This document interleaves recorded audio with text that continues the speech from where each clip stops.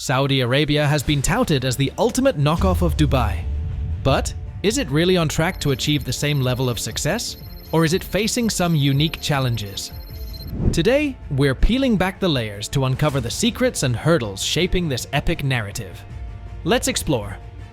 Overview. Hold on to your seats, folks, because in 2017, Saudi Arabia didn't just unveil a city. They unleashed Neom, a colossal smart city on the dazzling Red Sea coast, stretching across a mind-blowing 27,000 square kilometers. This ain't your average city. It's a glimpse into the future. And let me tell you, the future looks pretty darn exciting. Now, buckle up as we dive into the three zones that make Neom the epitome of cool: the Line, Octagon, and Trojena. First up, we've got the Line. Picture this, a 170-kilometer-long urban wonderland between the Red Sea and the Sarawat mountain range. But here's the kicker, it's not just any city. No cars, no traditional streets, and absolutely zero carbon emissions. The Line aims to flip urban living on its head, with everything you need just a 5-minute walk away. Powered entirely by renewable energy, it's got a lightning-fast rail system, AI monitoring, and a commitment to preserving 95% of its natural environment. It's not a city, it's a game-changer in the making. Now, let's set sail to Octagon, the floating industrial port that's not just breaking records, it's rewriting them. Positioned next to the Suez Canal, Octagon is not your run-of-the-mill port. It's a research powerhouse for sustainable manufacturing. Imagine a bustling hub powered entirely by green, renewable energy, shaping the future of global trade. It's not just a port, it's a glimpse into a cleaner, greener industrial era. Last but certainly not least, say hello to Trojena, the ultimate tourist haven. Tucked away in a mountainous wonderland, just 50 kilometers from the Gulf of Aqaba, Trojena is not your typical tourist spot. With year-round skiing, adventure sports, a man-made freshwater lake, and an underground environmental habitat, it's a global landmark in the making. Trojena is not just a destination, it's an adventure waiting to happen, Dubai's copy. The big question on everyone's mind, is Saudi Arabia facing some hurdles on the road to becoming the next Dubai? Let's break it down, shall we? Now, to understand this, we've got to take a peek at Dubai's secret sauce. Believe it or not, only a tiny 1% of Dubai's GDP comes from oil. Yeah, you heard it right, just 1%. Now, compare that to Saudi Arabia, which has been riding the petroleum sector roller coaster for quite some time. I mean, oil accounts for a hefty chunk of Saudi Arabia's GDP, 42% to be precise. That's a lot of eggs in one basket, my friends. But hey, here's the plot twist. The world is doing a little dance towards renewable energy, and Saudi Arabia is stepping up its game. Enter Neom, the shining jewel in the kingdom's crown. It's their answer to diversification, with a focus on tourism and hospitality, taking a page right out of Dubai's playbook. Sounds like a slam dunk, doesn't it? Well, here's where the plot thickens. Despite the grand plans and futuristic visions, the results have been a bit of a mixed bag. Saudi Arabia, much like an aspiring understudy, is taking notes from Dubai's success in tourism. But, and it's a big but, the applause hasn't been as thunderous as expected. So, why is Saudi Arabia struggling to catch that Dubai magic? Poor marketing? Internal hiccups? Or maybe, just maybe, the world isn't quite ready to swap its desert paradise loyalty. Marketing and perception. Now, let's tackle the elephant in the room.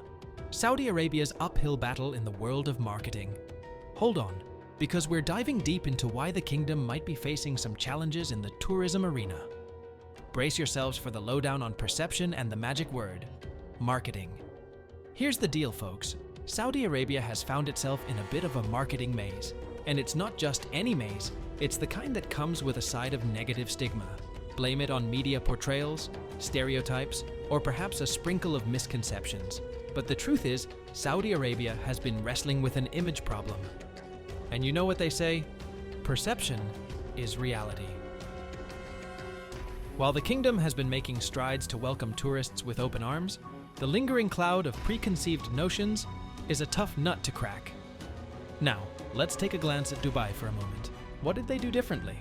Well, they worked some marketing magic, and a big part of that was thanks to their influential airlines.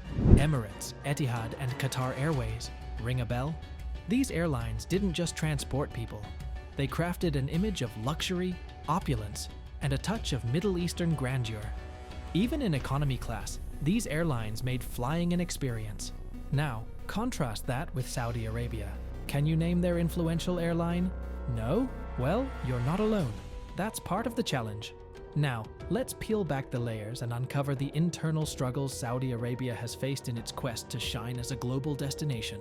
We're diving into the saga of budget issues, internal turmoil, and the tale of the Kingdom Tower. Buckle up, because this is where the plot thickens. First on the list, budget mismanagement and the limited capital conundrum. You see, a star in this drama is the Kingdom Tower, a mammoth project that faced hurdles right out of the gate. Originally aiming for a soaring height of 1 mile, the estimated cost of $28.5 billion left many with raised eyebrows. Eventually, reality kicked in, and the blueprints were downsized to 1 kilometer. But here's the twist. The budget also took a nosedive, landing at a mere $1.23 billion. Now, trying to pull off an engineering marvel and a financial feat simultaneously? That's a recipe for complications. And let's not forget the 2017 Saudi Arabian purge. Picture this. Key players in the construction of the Kingdom Tower found themselves in a Ritz-Carlton hotel. Not for a luxurious stay, but as part of an anti-corruption initiative. A hefty fine was the ticket to freedom, with the kingdom recovering a jaw-dropping $107 billion. While successful in its own right, this purge wasn't exactly a booster shot for the Kingdom Tower. Construction came to a halt, and the tower's timeline got a major extension, courtesy of the internal turmoil, redefining Saudi Arabia's image. Now, let's talk about rewriting the narrative. Saudi Arabia, take notes, because here's where we pivot. Instead of chasing the Dubai dream, perhaps it's time to embrace what makes the kingdom truly unique.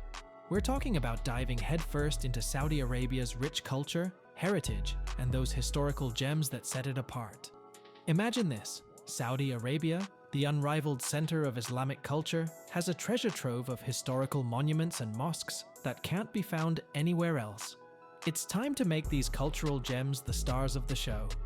Instead of copying the Dubai blueprint, Saudi Arabia can carve its own path by showcasing the richness of its heritage.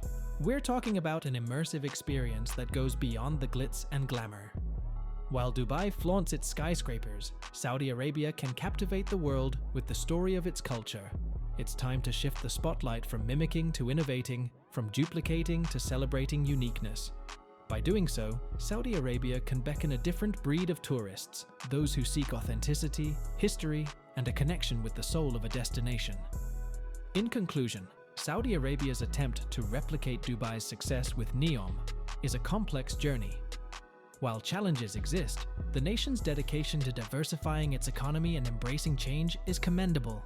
Whether NEOM becomes the ultimate knockoff of Dubai or charts its unique path, only time will tell. What are your thoughts on this?